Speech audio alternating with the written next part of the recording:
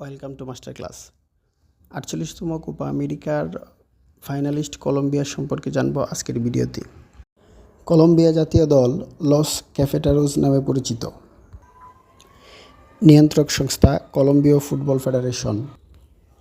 1936 সাল হতে দলটি ফিফা এবং কনমেবল এর সদস্য।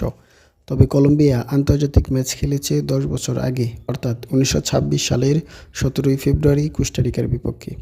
4-0 ব্যবধানে জয় পায় কলম্বিয়া। বর্তমান head coach Nestor Lorenzo, captain James Rodriguez. সর্বাধিক ম্যাচ খেলেছে ডেভিড ওসপানো, 128টি।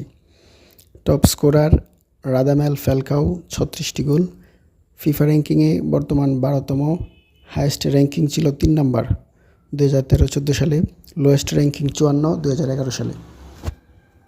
বিগেস্ট উইন 6-0 ব্যবধানে বাহরাইনের বিপক্ষে। বিগেস্ট ডিফিট 9-0 ব্যবধানে ব্রাজিলের কাছে। বিশ্বকাপে প্রথম অংশগ্রহণ করে 1962 সালে। এখন পর্যন্ত 6 বার বিশ্বকাপ খেলেছে। বিশ্বকাপে সর্বোচ্চ অর্জন 2014 সালে কোয়ার্টার ফাইনাল খেলা। কোপা আমেরিকায় প্রথম অংশগ্রহণ করে 1945 সালে। 24 বার অংশগ্রহণ করে 2001 সালে চ্যাম্পিয়ন হয় কলম্বিয়া।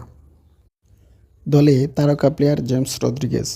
2014 সালে রদ্রিগেজ 20 বছর বয়সে খেলেন প্রথম বিশ্বকাপ। ফুটবল বিশ্বকে অবাক করে দেয় 20 বছর বয়সী জেমস। সর্বাধিক 6 গোল দিয়ে জিতে নেন গোল্ডেন বুট। কলম্বিয়ার আর্জেন্টাইন কোচ নেস্তর লরেঞ্জোর 9 জুলাই 2022 দায়িত্ব নেওয়ার পর থেকে হারেনি একটি ম্যাচও।